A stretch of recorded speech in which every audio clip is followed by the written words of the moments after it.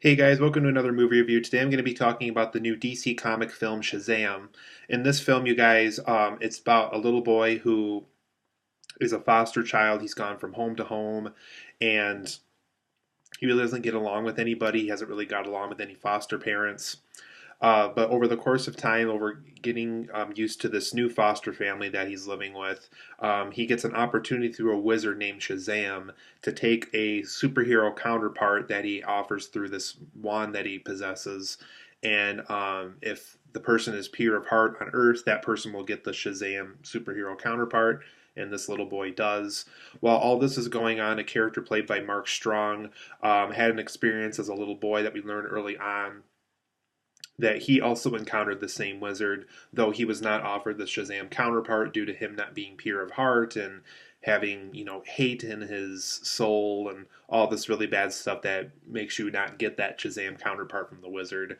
And so throughout the course of the film, this little boy has to figure out, what exactly to do with the superhero counterpart. Does he use it like any other superhero to save people from crime and so forth? Does he use it as a YouTube personality, as he tries at one point? He's basically trying to figure out what to do with this superhero counterpart while also trying to get rid of this other evil person played by Mark Strong, who also possesses wizard like superhero abilities from this wizard.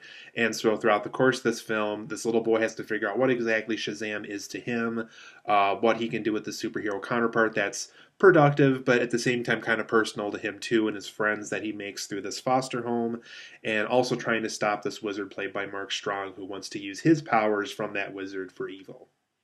So overall, guys, I really like Shazam a lot. For those who know me personally, when the trailers for this film first came out, I kind of wasn't too sure what to feel for the movie. I really didn't grow up with the Shazam comics or Captain Marvel comics, as it was one point called, which Marvel later claimed for one of their heroes for the name. Um, so I really didn't know a lot about this hero. I knew kind of what the Shazam concept was. I knew about the Billy Batson kid a little bit and stuff like that. But like I didn't really know what the villains were of the Shazam stories or anything like that. I don't remember him teaming up with the Justice League and the Super Friends episodes I watched as a kid or the Justice League episodes I watched as a kid on TV and stuff like that. So this is a very new superhero to me, even though I know this hero has been around for a long time. So I really kind of just didn't know what to expect from this movie. I didn't know to go in as a comedy, to go in as a superhero film, to go in as a DC entry to the DCEU and stuff like that. So there was just so many different ways I could have interpreted this film. Thankfully, the film we got was a very fun one. It's fun, it's funny. It's still a superhero film. It's still an action film too. And since this is directed by David F. Sandberg, who's known for his horror background with Lights Out and Annabelle Creation, we do get a little bit of horror elements in here too, with some demon characters that show up at one point in the movie. So it's a little bit of healthy everything. It's a little bit of everything you would want from a superhero film plus a little bit more. So let's talk about some positives and negatives as to why I really like Shazam. Maybe why it's not one of my all-time favorite DC films, but it's still a film I like a lot.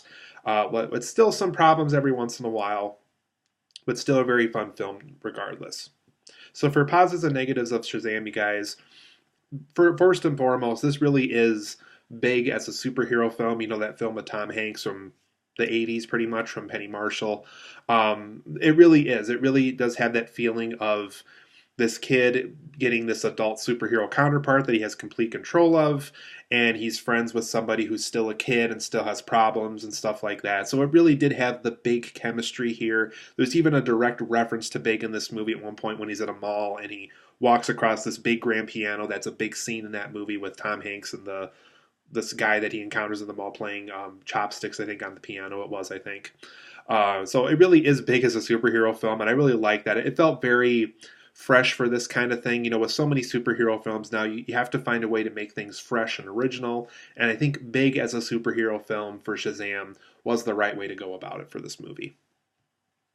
This also has an interesting opening scene in the movie. It's one of those movies where it kind of focuses on the villain first, which I thought was kind of interesting.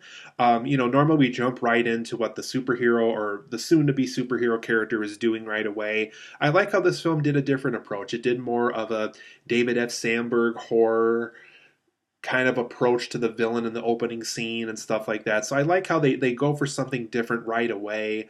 I thought it was a very interesting way to open a film. And, it made it more about the villain in the opening scene, and then we work our way into the superhero characters. So I thought that was kind of interesting too. There's also tons of lovable characters in this film. This film is really well written, and I'm going to go over that again when I reach another positive point in the review, too.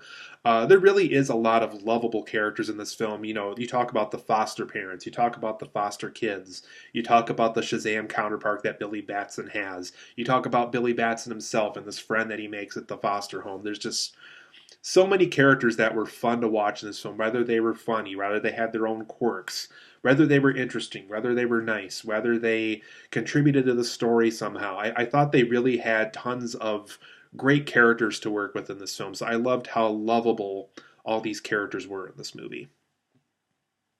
I also like how good and developed the villain was in this movie. It really didn't just go out and find another person who wanted to take over the world. It really was about a character who had something taken away from him as a kid, never really had that big opportunity for him to shine as a kid either.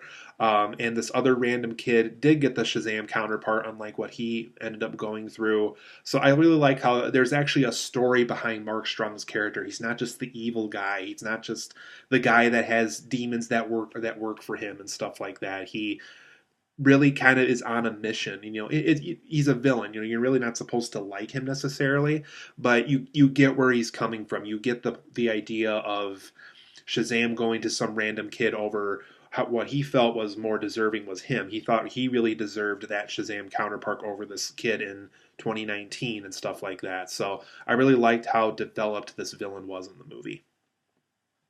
I also like the Christmas time setting in this movie. Definitely kind of had like a Krampus, Gremlins, um, Home Alone kind of vibe in that sense because it's a Christmas time, but the film that surrounds it isn't necessarily a Christmas themed story. So I like how they went with the Christmas setting, did their own thing, kind of have a darker approach to what you expect from a Christmas movie and stuff like that. So I like that setting they went with in the movie. I like how they made it take place during that time of the year. This is also a very well directed film. I thought David F. Sandberg really was a great choice for this film. Yes, he has this horror film background, but as a result, you get to kind of see a different side to him. You get to see a more lighthearted story. You get to see a more humorous side to him. You get to see him work with really interesting characters. And you still get to kind of see that horror film atmosphere to his filmmaking in this too, with the demons and the scenes that are at Christmas time, but there's dark stuff going on, like a hero and a villain fighting each other in the city and stuff like that. So this really was a very well directed film. So that's one thing I got to give David S. Sandberg is he really directed this film very well. And he kind of had enough quirks and creativity at every moment in the movie to really make the film keep going and to keep going in the right way. And like I said, this is a fun, lighthearted film. It's just so fun to watch. It's lighthearted. You really get into the story. You get the message. It really is also about family, which I liked a lot. It wasn't just about this kid getting this superhero counterpart. It really was also him kind of adjusting to this foster family and then kind of adjusting in the right way because he really wasn't getting along with anybody else before the family that he met and stuff like that. So it really was a very fun film to watch. Now, for my negatives of the Shazam, as I do feel that Wonder Woman and Man of Steel are probably my two favorite DCEU films up to this point, with Shazam probably right behind them at number three on the DCEU films we've had so far. But for my negatives of this film and why it's not quite as good as Wonder Woman or Man of Steel, at least for me personally, is I feel like the film was too humor heavy at times. There's just too many moments where it just pushes away the action, the drama, the chemistry of the friendship between Billy and this new kid he meets at the foster home that he gets along with. There's just too many moments in the film that I feel that are just too dedicated to the humorous side of the film, which is fine. I want, like I said, I liked how this film had a lot of variety to it, but I did feel there was times where it was just too much focus on the humor and not enough focus on anything else. It really kind of pushes away the superhero part for a really long stretch of the movie. So I thought that part could have been handled better, not to make it so humor heavy. And as a result, because it is trying to be so many things, the film does kind of have an inconsistent tone. At one moment it's a comedy, at one moment it's a drama, at one moment it's a horror film, at one moment it's a foster family movie. So there's just so many different tones the film goes with. Like I said, I like how there's variety, but sometimes there's so much variety to the point where the film doesn't even know what it wants to be at sometimes. So I thought the tone could have been a little more consistent in some way, maybe work off of the whole big as a superhero film even more than it did. I think could have helped it more. So I thought the tone could have been more consistent. I also thought some of the CGI in the film was very fake looking. Probably the most notable moment where this happens is when Shazam is trying to rescue people on a bus, and how he sets the bus down and how he rescues them. I thought was very hokey and cheesy. It just looks very fake. It doesn't look real at all. Yes, it's not that the bus looks bad. It's just the way everything is positioned and the way that the shot looks and stuff like that, it just looks very fake to me. There's some moments in the film that really do kind of have a fake look to it. So I thought some of the CGI could have been more improved in the movie. I also didn't like how we really don't know where the Justice League is in this movie. There's some characters like Superman that we find in one scene is very easy to get a hold of, and then we don't know where Batman or Wonder Woman or the Flash are. We don't know if they're hiding away somewhere or anything like that. So rather than just hinting towards like, hey, there's a batarang from Batman and here's this newspaper article about Superman, I thought they could have done a little bit more to make it feel like it's in the DC universe. Yes, they're going through a lot of adjustments right now. I think Superman and Batman are both being recasted right now. They're trying to figure out who's going to be those characters in the near future and future films and stuff like that. And I think there's even talk of Ezra Miller possibly leaving the Flash character and stuff like that. So I know there's a lot of drama going on right now, but I felt like it needs to be more involved in that DC universe somehow rather than just showing a batarang, showing a Superman article, showing a cartoon Wonder Woman in the end credits and stuff like that. I thought they could have done a little bit more than that because I felt like the whereabouts of the Justice League was either, hey, they're readily available, or they're really really secretive and they're hiding away and they don't want to talk to anybody right now. I felt like there was a little bit of both, and it doesn't work that way. So overall, I'm going to give Shazam an 8.5 out of 10. I really like this film. I think it's fun to watch. It's funny. It was definitely a lot better than I feared it was going to be, but it was a little humor heavy at times. I thought the tone could have been a little bit more consistent. Maybe make the CGI not so fake looking at times.